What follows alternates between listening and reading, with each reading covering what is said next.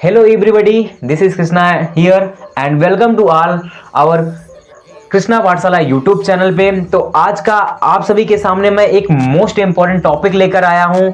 उस महत्वपूर्ण टॉपिक में हम बात करने वाले हैं। तो आज का जो हमारा टॉपिक है वह है स्मार्ट तरीके से पढ़ाई कैसे करें। देखिए, अक्सर लोग कहते हैं कि स्मार्ट तरीके से पढ़ाई करो, सभी कहते हैं कि ऐसे पढ़ो, सब बताते हैं, लेकिन ये नहीं बताते कि कैसे करना है। तो देखिए, आज मैं आप सभी को यही बताने वाला हूं कि अगर आप स्मार्ट तरीके से पढ़ाई करते हैं तो जो आपके एग्ज़ाम में नंबर कम आते थे, 10 नंबर, 20 नंबर, 30 नंबर या कहीं कहीं पे 0 भी पा जाते हैं, तो उसी नंबर को गेन करने के लिए, बढ़ाने के लिए आप स्मार्ट तरीके से कैसे पढ़ाई करें ताकि आपकी जो स्टडी हो इफ़ेक्टिवली हो। ठीक है, देखिए मैं बताता हूँ कि अक्सर सभी बच्चों की प्रॉब्लम्स होती है कि वे जब पढ़ाई करते हैं, पढ़ाई तो कर लेते हैं, पढ़ते हैं, ठीक है, फिर उसके बाद जब उनका एग्ज़ाम आता है तो उनके सिर पे प्रेशर आता है। मतलब होता है कि क्या पढ़ूं, ये पढ़ लूँगा तब आ जाएगा, मिल जाएगा, ये पढ़ लूँ तो मिल जाएगा। तो मतलब समझ नहीं पाते यार पढ़ना क्या है। तो उस दिशा में क्या होता है कि जब वो समझ नहीं पाते हैं, एग्ज़ाम नज़दीक आता है, जब एग्ज़ाम में बैठते हैं तो वहाँ पे जो क्वेश्चंस आते हैं, जो प्रश्न आते हैं, तो वहाँ पे देखते हैं यार पढ़ा तो था पर याद नहीं आ रहा है, पहली बात। फिर सोचते हैं कि यार पढ़ा तो था, जो पढ़ा था वो एग्ज़ाम में आया ही नहीं। अब देखो कि जो पढ़े हैं, जो याद किए हैं, वो एग्ज़ाम में मिलता ही नहीं। अक्सर ऐसा होता है। तो जो पढ़ा था वो एग्ज़ाम में मिला ही नहीं। अब बच्चे निराश हो जाते हैं, सभी निराश हो जाते हैं। अब सोचते हैं कैसे लिखूं, मुझे याद भी नहीं है। तो क्या करते हैं कि हालांकि वो क्वेश्चन याद नहीं होता है, क्योंकि जो पढ़े होते हैं वो एग्ज़ाम में आया भी नहीं होता है। तो ऐसे बच्चे निराश हो जाते हैं, लेकिन जो क्वेश्चन आता है उसको बना के कैसे भी करके लिख देते हैं। फिर जब वो एग्ज़ाम कंप्लीट हो जाता है, फिर जब कॉपियाँ चेक होती हैं, तो जब उसका नंबर अनाउंस होता है, बताया जाता है, सभी क्लासों में सभी बच्चों को बताया जाता है। जब उनके नंबर बताए जाते हैं तब क्या होता है, बच्चे को नंबर सुनने के बाद उसको निराशा होती है। क्यों? कि उनका नंबर कम है। अब नंबर कम है तो पहली दिक्कत अगर नंबर कम है तो स्कूल के टीचर्स डांटेंगे, स्कूल की जो मैम है वो भी डांटेंगी। और प्लस जब घर पे बात जाती है कि हाँ मेरे बच्चे या मेरे लड़के या मेरे लड़की का नंबर कम आया है, तो वहाँ पे और दिक्कत खड़ी हो जाती है।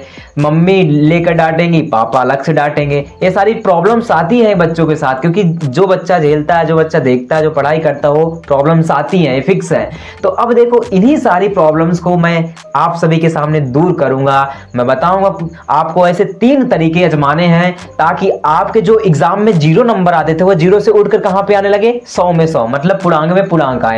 ये मेरा वादा है। बस आप 3 तरीके आजमाइएगा।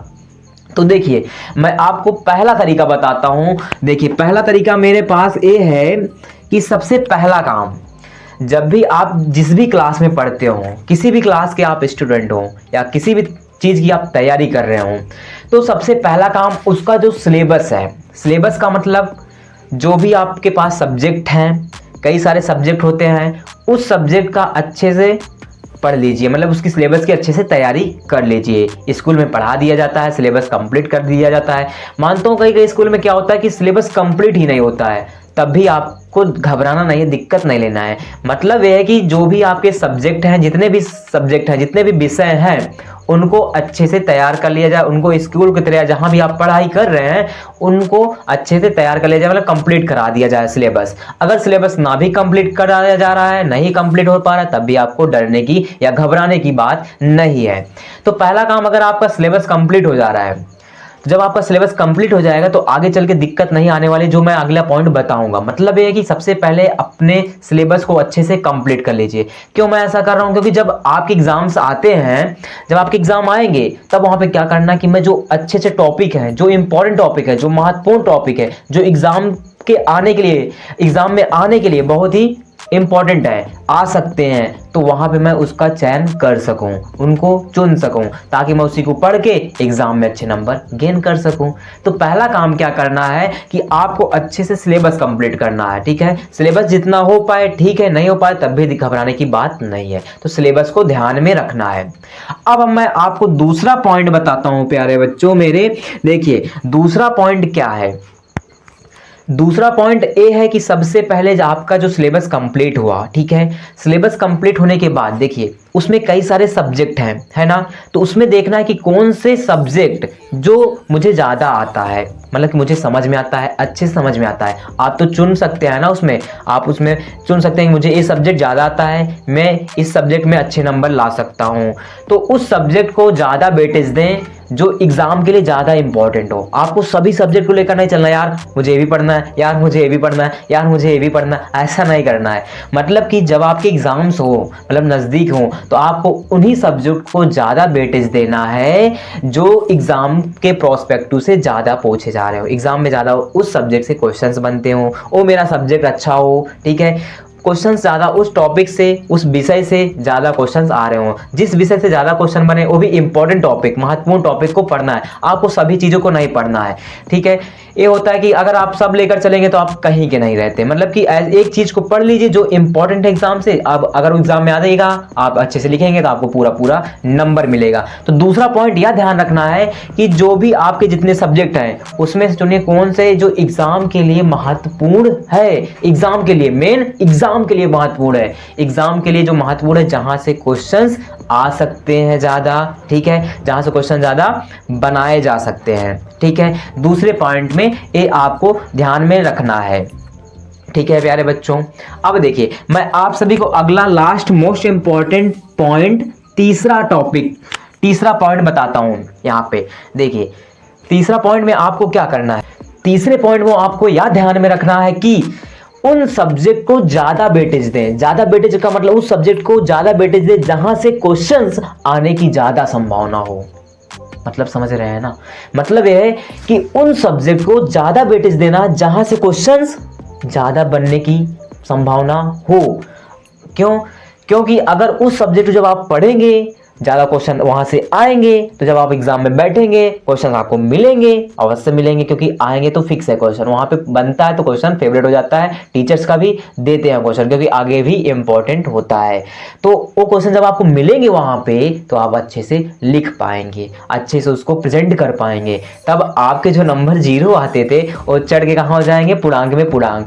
तो हमेशा बच्चों यही रखना। देखिए अक्सर कहते हैं कि जब स्कूल में एग्जाम्स होते हैं तो वहाँ पे कहते हैं कि पूर्णांक कितने नंबर का है, पूर्णांक तो दिया जाता है ना, बताया जाता है कितने का पूर्णांक है। तो वहाँ पे बच्चे सोचते हैं यार कि पूर्णांक है, चलो मैं पूर्णांक में से इतना नंबर ले लाऊंगा तो अच्छा रहेगा, घर पे भी डांट नहीं खाऊंगा, बढ़िया रहेगा। लेकिन मैं आपको प्यारे बच्चों बता दूं, देखिए आपका हमेशा टारगेट क्या रहना चाहिए, आउट ऑफ पूर्णांक, मतलब मुझे पूर्णांक में से पूर्णांक लाना है। हमेशा माइंड सेट ऐसा बनाइए कि किसी भी एग्जाम में बैठते हो आप, कहीं भी बैठते हो, किसी भी एग्जाम में बैठते हो, आपका माइंड सेट ऐसा होना चाहिए मुझे पूर्णांक में पूर्णांक नंबर लाने हैं। जब आपका माइंड सेट ऐसा बनेगा तो आपके नंबर आने से कोई नहीं रोक सकता। ये मैं लिख के देता हूँ, ये रत्ती भर संदेह नहीं। जब आपका माइंड उस लेवल का डेवलप हो जाता है कि मुझे लाने हैं तो लाने हैं, तो आपका खुद ही माइंड, जो सबकॉन्शियस माइंड है, वो खुद ही बोल लेता है हाँ चल बेटा तू ले ले, तेरी ही पारी है ना। तो मतलब यही समझना पे मेरे प्यारे बच्चों कि आपको क्या करना है, उन सब्जेक्ट को ज़्यादा वेटेज देना है जो एग्जाम में आएंगे, ज़्यादा आने की संभावना हो। आपको सभी को नहीं पढ़ना है। और एक चीज़ याद ध्यान रखना कि सबसे पहली बात, एक और चीज़ यहाँ पे माइंड में अपने रखना याद कि मानता हूँ आपके कई सब्जेक्ट ऐसे होते हैं, कई विषय ऐसे होते हैं जो आपको पढ़ने में मज़ा आता है, इंटरेस्ट आता है और उसमें आप अच्छे नंबर गेन कर सकते हैं। जब आप उस सब्जेक्ट में अच्छे नंबर गेन कर सकते हैं तो वहाँ से एक आइडिया लगाइएगा कि अगर यार मैं इस सब्जेक्ट में अच्छे नंबर लाऊंगा, अगर मेरा ये सब्जेक्ट फेवरेट है, मुझे अच्छे से समझ में आता है, तो क्या करना है कि मैं उस सब्जेक्ट में आउट ऑफ नंबर लाऊंगा। यहाँ से मेरा एक क्वेश्चन नहीं छूटेगा, मैं हर एक क्वेश्चन इस सब्जेक्ट का, इस विषय का हल करूंगा, सॉल्व करके लाऊंगा। मेरे से जब यहाँ से नंबर एक भी नहीं आएगा, जब मेरे उस सब्जेक्ट का पर्टिकुलर, उस मेन सब्जेक्ट का जो आपके फेवरेट है, अगर पूरा नंबर देता है तो वहां से वो सब्जेक्ट आपके नंबर को गेन करेगा, बढ़ाएगा, आपके मार्क्स को बढ़ाएगा। जब आपके मार्क्स बढ़ेंगे वो सब्जेक्ट देगा, आगे जो आपके सब्जेक्ट कम आते हैं उनके लिए भी प्लस पॉइंट होगा, क्योंकि वहां से थोड़ा नंबर मिल जाएगा। और जो आपको ज्यादा आते हैं वहां से पूर्णांक में पूर्णांक आया ही है तो नंबर आपके प्लस पॉइंट में हो जाएंगे, और जो 0 आते थे वहीं आप आप बैठ जाएंगे 100 पे पूर्णांक में पूर्णांक। तो ये 3 बातें आपको ध्यान में रखनी है। तो ये 3 बातों प्यारे बच्चों आपको ध्यान में रखनी है। फिर से बता देता हूँ, सिंपल सा पहला काम सिलेबस कंप्लीट कर लीजिए, और दूसरा काम क्या करना है, सभी चीज़ों को आपको नहीं पढ़ना, उन्हीं सब्जेक्ट को पढ़ना है जो आपको अच्छे से तैयार हो जाए, जिनके आने की ज़्यादा संभावना हो। फिर तीसरा काम क्या करना है कि आपके जो भी मेन सब्जेक्ट हैं, जो भी आपको अच्छे लगते हैं, पढ़ने में इंटरेस्ट आता है, मज़ा आता है, उन सब्जेक्ट को ऐसा तैयार करिए कि वहाँ से अगर क्वेश्चन बनेगा तो मैं छोड़ के नहीं आऊँगा, अगर क्वेश्चन बनेगा तो मैं करके ही आऊँगा, छोड़ूंगा नहीं। क्यों? क्योंकि ऐसा करने से आपका जो नंबर होगा, कम आने की जो वेटेज थी वह गेन हो जाएगा, है ना, गेन हो जाएगा। तो यही था पढ़ने का स्मार्ट तरीका। सब कुछ नहीं पढ़ना मेरे दोस्त, मैं बार बार बताता हूँ, सब कुछ नहीं पढ़ना। पढ़ो उतना जितना आपके नंबर गेन हो जाए, आपके अच्छे से नंबर आए, सब खुश। क्योंकि अक्सर ये होता है कि लोग विश्वास नहीं करते कि आप कितने घंटे पढ़ाई करते हैं, कितना पढ़ते हैं, इनसे उनको कुछ नहीं लेना देना। सिर्फ लोग यही देखते हैं कि आपका परिणाम क्या निकल रहा है, आपका परिणाम क्या मिला, आपने कितने घंटे पढ़ाई की, आप कितना पढ़ते हैं, आप कितना नहीं पढ़ते। इससे लोगों को कुछ नहीं फर्क होने वाला। फर्क सिर्फ आपके नंबर कितने आ रहे हैं, आपका परिणाम कितना आ रहा है, आप कितने तेज हैं, इससे फर्क पड़ता है। तो अगर आपको यह वीडियो पसंद आए तो वीडियो को लाइक करना और अपने दोस्तों के साथ शेयर करना। और एक नए वीडियो में मिलेंगे, तब तक के लिए जय हिंद।